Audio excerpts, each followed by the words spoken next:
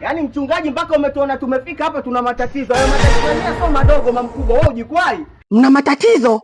Haya matatizo gani hayo kondoo zangu? Yaani mchungaji kama alivyokuambia, yaani tusibu mume wangu hajambi. Hajambi?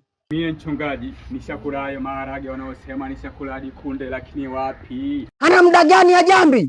Mwaka nzima mchungaji, lakini kupumua sipumui mie. Napumulia mdomo tu mie mchungaji. Na akipumulia mdomo atukai, ndio maana nyumbani kwake hatuendi, kwa siendi kwa shogangu kwa sababu akijamba anajambia mdomoni.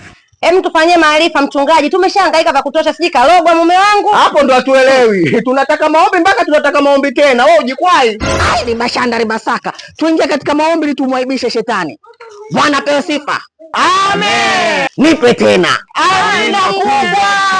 Nipe sijaona. Amina mchungaji. Oya we, kwa heshima. Baba, katika jina lako umemleta kondoo wangu huyu, amekuja na kondoo zake wengine Baba, nampelekea moto ribashanda ribasaka. Ai, watoto wa Zaburi, watoto wa Galilaya, watoto wa Kutoka, watoto wa Ufunuo. Oho, kwa heshima. Sasa wewe kuanzia leo utajamba tena, usio utajamba mishuzi midogo mikubwa, alafu ikishafika usiku utatoa vile vya uso. Tunafanyaje kuhusu maokoto sadaka? Sadaka hatuna mchungaji.